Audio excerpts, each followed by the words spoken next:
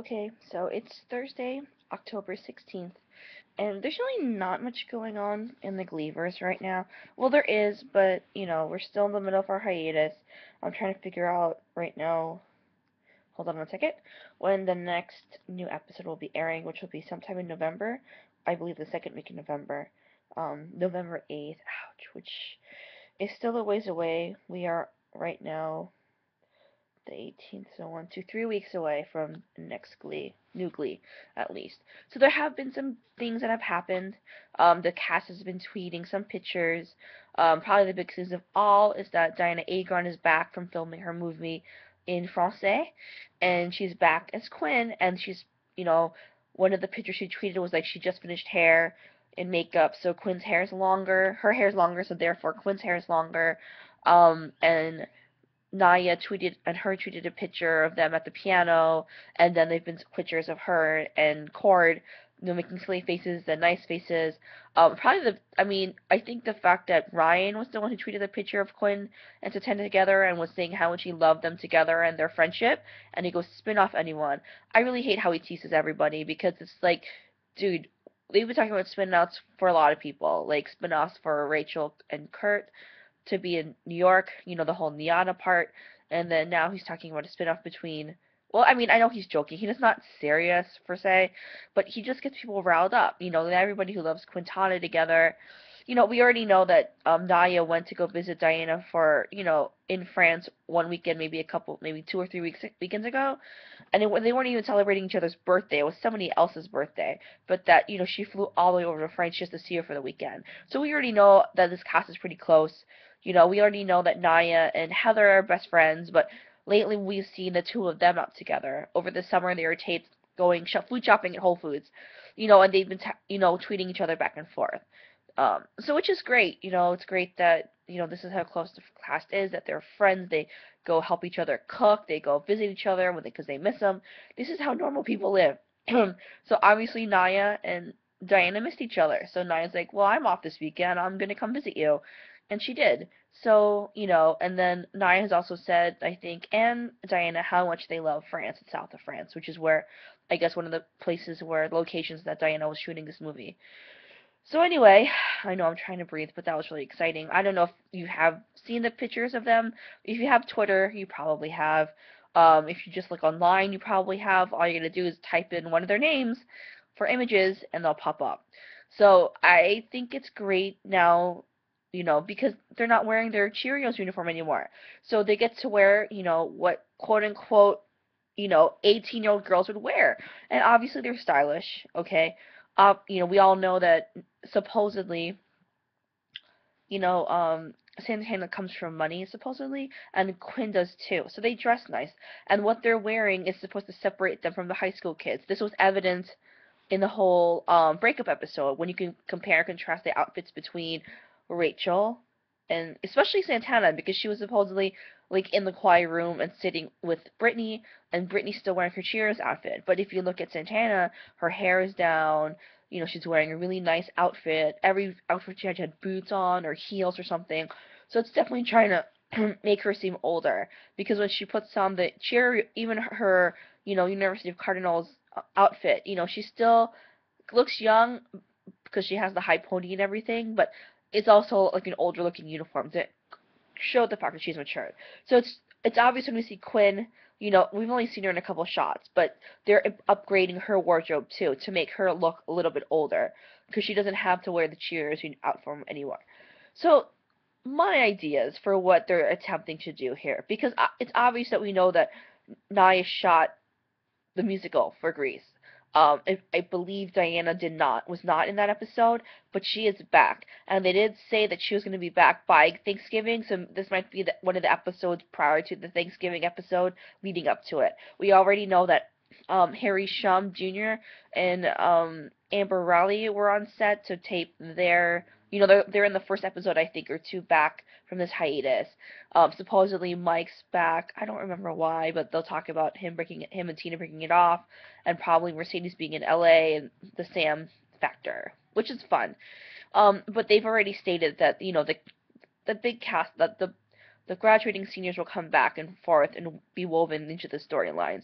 So it's clear that Finn is going to be taking over a Glee club in the absence of Mr. Shu, which I guess is exciting. I guess since he doesn't really know his place in this world right now, he's definitely not in Rachel's land right now. He doesn't feel like he fits in New York. He feels like he fits in Lima, and this is what he excelled at. So why not throw him in there? So I think it'll be interesting to see how he leads this choir, considering he was just a part of it, even though he was a captain, but he's actually leading the choir now. So I think that's a pretty, it's not a horrible idea. It's a pretty natural transition. Plus, it makes us have to be invested in this new choir because you're throwing Finn there. And then we still have Tina and Brittany and Artie, Sugar, Sam.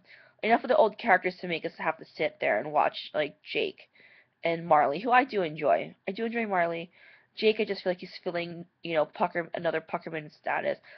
I mean, Marley's filling a Rachel status too. They're all filling older people, like the previous graduating seniors, and they have to put their own spin on it.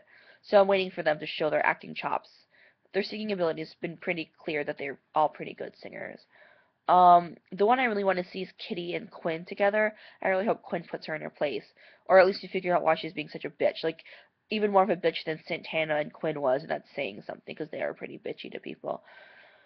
Um, so what else can I say? About Glee. I realized something throughout, this hiatus. You've been really bummed about the breakup. I've watched it a lot, and it breaks my heart pretty much every time I see it. But I don't get as teary. I mean, I'm getting immune to the. No, not immune, but I know it's coming, obviously, so I kind of have a prepared moment when I'm like, all right, they're going to break up in this episode. Don't weep like a baby, or at least as much as last time. So it gets better each time. And Santana slash Naya, people have asked her, like, I think E! News or, not Hollywood Reporter, E! News asked her, like, a fan had said, how can they break up Britannia? Do you think they're going to get back together? So Naya is kind of cryptic in her response, obviously, because she can't really give up too much. Maybe she doesn't even know. Because she still gives us hope. She said, well, it's pretty clear that Santana's on an extended break from college because she is in the musical number, and they still managed to be friends, because they were friends to begin with, best friends. It's just kind of transitioning, figuring out what they are now to each other since Santana decided to break it off for the, because it was better for them. I think that's the surprising part out of all the breakups.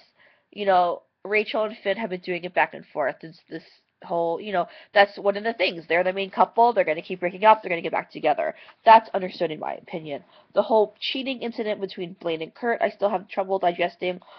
I know it happens. They're a young couple. I think that Blaine unwittingly, pushed Kurt to go to New York, and then he ends up feeling lonely and missing him. And I can understand that. You want what's best for the person that you love. And Blaine recognized in the first episode that Kurt didn't belong in Lima anymore, that he needed to be in New York with Rachel. So he let him go, and then he missed him. And so by pure missing him, the physical sense, and emotionally too, you could tell that he wasn't there for him in the, I forgot which episode it was, that, Blaine was feeling vulnerable, and he cracked, and he's only human. These are human people. And so I think it sucks he cheated, but reality of situation, it happens. So we don't even quite know if they're actually together or not. They're kind of in limbo.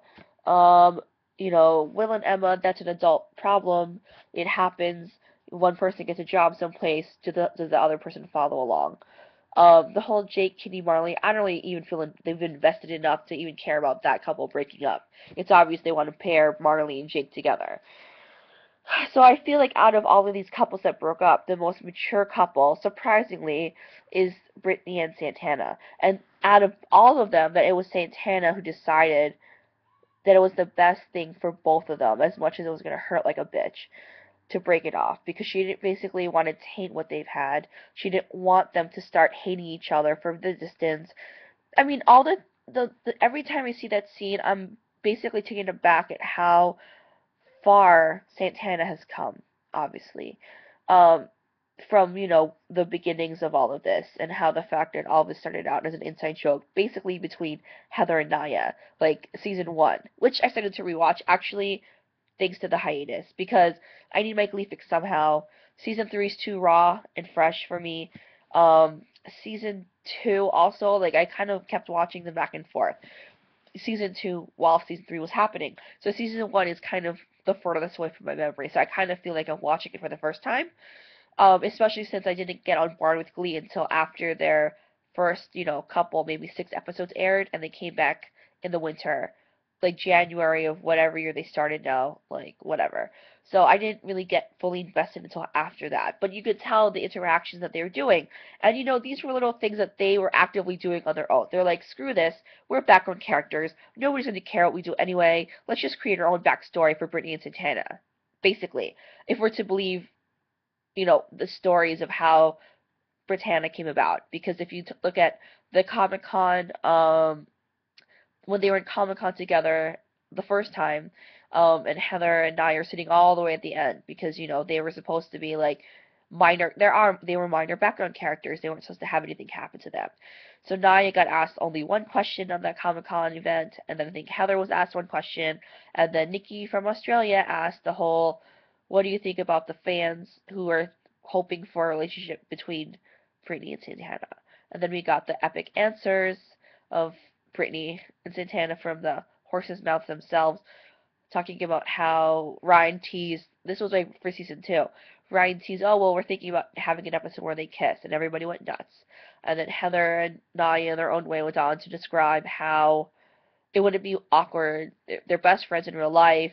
They make each other laugh. They're the ultimate two-shot. And then Nia like throws in at the end, "Well, yeah, we make out all the time." And then Heather repeats it, like parrots her. And the whole panel, Jenna's dying of laughter. She has the best laugh ever. And it kind of goes from there. So as they do the press junkets for season 2, these questions keep coming up more and more. So it's evident it's something the fans want. And at this point, Brad Falchuk takes their storyline under his wing, and then he creates them along with the girls. So, I feel like season 1, we get to see them as like their best form, especially when we get the line now knowing that Santana secretly used to watch Brittany from the back row sophomore year. Sophomore year was season 1. So there are times when they sit together, there are times when they're not. So with that newfound knowledge that we have, it's wonderful to go back and watch season 1 again and see her do it, to see her look at Brittany that certain way and realize that's what that look was for. You know, thank you, Ryan Murphy, finally, for writing something decent about a lesbian couple. Like, you suck sometimes, but when you get it right, it's great. Just like Glee. Sometimes you are so horrible, so off point, so off base, but there are times when you are so on point that it frustrates me to no end when you suck. But it doesn't matter. I'm a Gleek. I'll be here till the end. Hopefully you won't run this show into the ground, which you probably will. I feel like, season 4, I've said this before in other videos, that it's a make or break year. So I feel like it's kind of, as much as this break sucked, I feel like it's good we got the first 4 episodes in, because now the fandom is going nuts. The people who love Klain, the people who love Wemma, the people who love Britannia, the people who love Finchel, we're all kind of commiserating together, so we can all feel each other's pain. I'm one of those people who is compassionate towards other people. I'm not going to say I'm a Finchel fan all the time, but I actually felt for Finn. I felt bad. But I was happy that Rachel took charge and felt empowered and showed that she's a mature woman that could survive without a man. Thank God. Obviously, Quinn has some effect on you. Um, I love Kurt. I really do. And Blaine is growing on me, so I do feel for the Blaine people. Wemma, Glee is about the kids. I'm sorry. I love Jayma Mays and Matt Morrison are great, and I really love Jayma and Emma. I really do. So I'm glad that she stood up to Will, because I feel like she's been following Will around like a puppy dog since season 1. So I'm glad they gave her some cojones and told her, like, basically, like, just don't assume that I'm gonna follow you. I have my own life. Amen for that. I'm not even gonna talk about Kitty and like Marley and Jake, because whatever. At any point, the point of me saying this is that I think they shook it up for a reason, and they put this specific episode to do it, because that lays the ground for the rest of how the rest of this fall is going to go. Because if we follow the pattern of what should be happening, they're going to be doing the musical Grease. They have to go through sectionals at some point, and then they also are going to do a Christmas episode. So that's 3 episodes for sure that we're going to get. And I think I've discussed in another video the way that TV season works, in case none of you are aware. November is sweep season, so it's a very important time for TV shows to get advertisers. So they try to put on their best. So the fact that Glee is coming back November 8th will gives us hope that they'll have 4 straight episodes. So hope one of them will be Grease, one of them will be a Christmas episode, one of them will be sectionals for sure, and then one other one probably as a buffer. So we're probably gonna get 4 episodes because December will show the one brand new Christmas episode, and then we'll probably get a rehashing of the last two from season 2 and season 3. Christmas episodes will be repaid. Also, I don't know if we're gonna get a Halloween episode. The one time we did get one was Rocky Horror. I don't believe they did one last year. So I don't really know. Actually, I think Ryan talked about them dressing up like Brittany was going to be Batgirl and something like that, like superhero. So maybe they are going to do a Halloween episode too. So, these are all good things to look forward to. I try not to read the spoilers unless they're from a reputable source. Like What Paint is not reputable. Just Jared is not reputable. They basically just troll the internet just like we do, pick up a story and run with it and make it sound sort of like it's real. But it's not. If you read them toward the end, they kind of ask like, "Well, what do you think? Please write in our comments." And it's like, whatever. If you're a real freaking publication, you wouldn't be asking that. Does the Highland Reporter ask for our opinions? Well, they do, but they just seem way more reputable. So I'm not going to sit here and spew and speculate over things that we might not really know what's going to happen. Uh, so that's why I focus on what we do know what's happened based on tweets from the actual cast members themselves and Ryan Murphy, because he's the freaking showrunner. So, at any rate, um, like I said, we're in the midst of the hiatus. I hope that all of you Britannia fans are hanging in there. For those of you who are deciding to jump ship, I understand. I completely understand. You could have a mutiny. I felt it like doing it a lot of times, but my love for the girls just will not die. I love Santana. I love Brittany. I have faith. I have I don't know why I have so much faith that they'll get back together, but I do. I have faith that they will. Just like I know that Finch will get back together when the show ends, and probably Klain will too. All these main relationships, they will have to end in a happy ending for the most part. I think that Sam Sadie's probably was just a little fling. Hoping that Tyke gets back together, that Finchel will get back together for sure. So will Wemma for sure. So, I feel like Britannia has grown into this amazing thing that so organic that I think nobody really expected how big of a fandom they would have. And I just feel like it's given America so much. It's given America a couple where I mean Britney's basically bi versus or pansexual even, and then Santana is like a teenage Latino lesbian who is breaking stereotypes. She has a grandmother who has basically disowned her, but she has parents who love her. You know, and like this is just all groundbreaking. So as frustrated as I get with Glee and the way that I want their storyline to be run and how I think it's unfair with the way that they, you know, dole out kisses. Like Vigil can kiss every 2 seconds, but Blaine and Blaine and Britannia, their kisses are few and far between. So hugs mean something more, holding hands means something more. And I feel like that's true because think about it. They are not, even though they tape in LA, these kids are supposed to be from a small town in Ohio. And it's a big deal to be showing affection like that out in public. They don't want to be ostracized, even though everybody knows Kurt is the only gay boy, and apparently Santa's the only lesbian who are out in high school, and now they've both graduated. So they're role models, and now they're out in the world, right? Kurt's in New York City, where he could be free and dress however he wants and be proud of being gay. And that's one of the reasons why his father pushed him to go, right? And then Santana's in Louisville. We could assume they obviously have straight gay alliances and LBGT communities, because it's a college campus. We haven't seen Santana quite embrace herself in that. She's still kind of scared, but I'm I'm curious to see her journey, and I think Brad Falchuk said that the point of it right now is not Britannia. It's the point of Santana's coming out journey, and she came out to herself. She came out to Brittany. She came out to her whole school. She came out these are all things that steps she needs to make in order to be okay with it, be more comfortable with it. And Brittany will always be there. Brittany's her best friend. And whether, we all hope that at the end of this, they'll end up together because we know that they're soulmates. And that's the hope. We all hope that. And so in the meantime, they are broken up.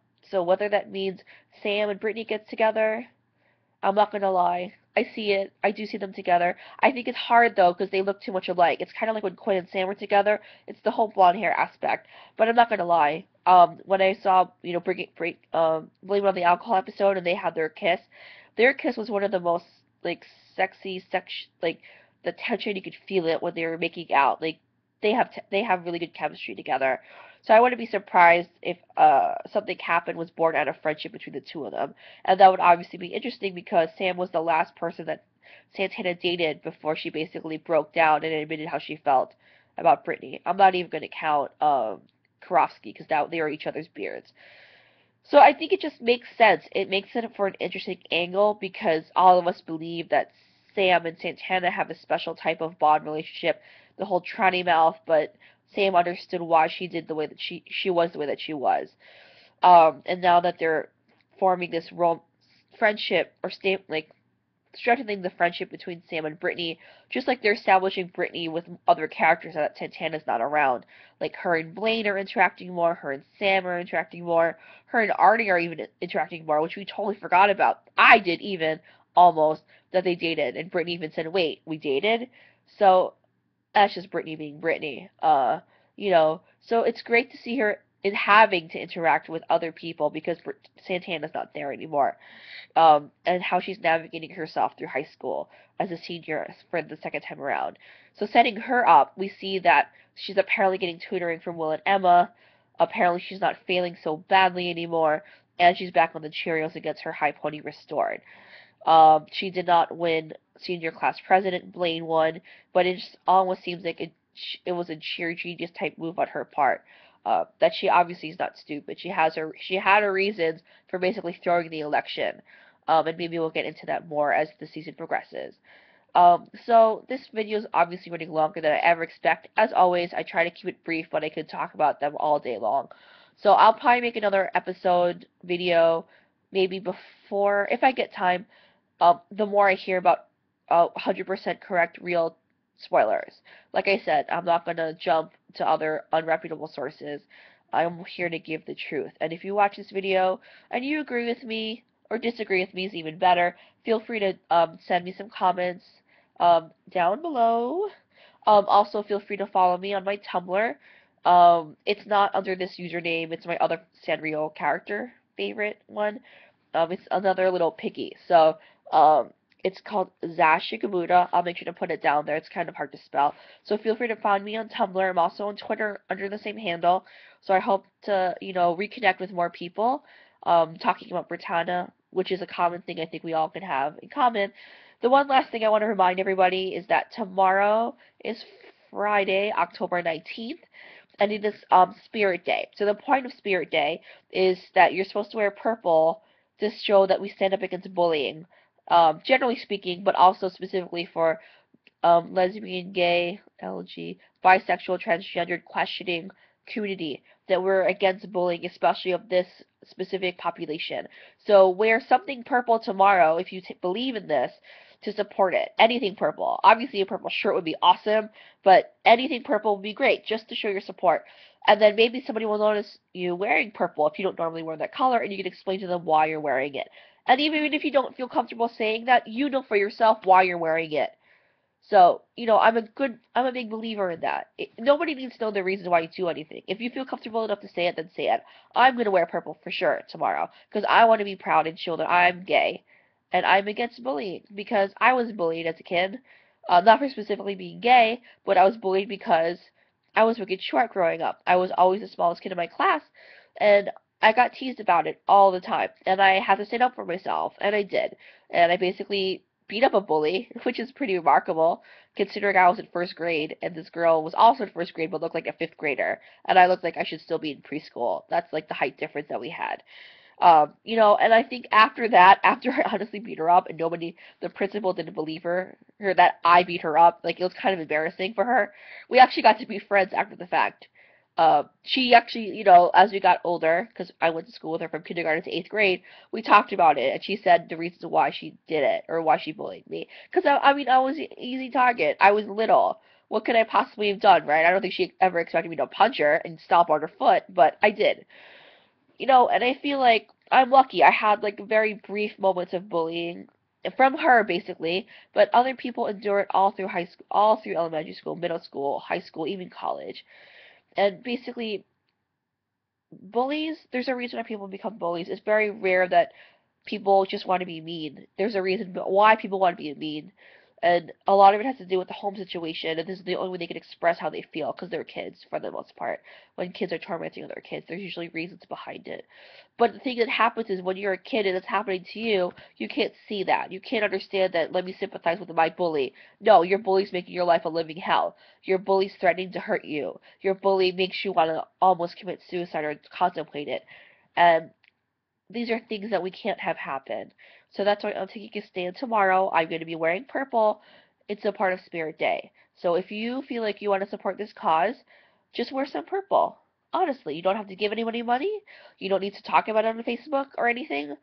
Just wear it for yourself and know that that's the reason why you're doing it. If you decide to tell people why you're wearing purple, great, even better. So therefore, I'm gonna also recommend you go to certain websites. GLAAD, GLAAD is doing stuff for them. Human Rights Campaign is doing stuff. All the affiliated communities are supporting the Spirit Day campaign to wear purple. So wear purple proudly tomorrow, everybody, and I will catch you on the flip side. Peace out, homies. Take care. Bye.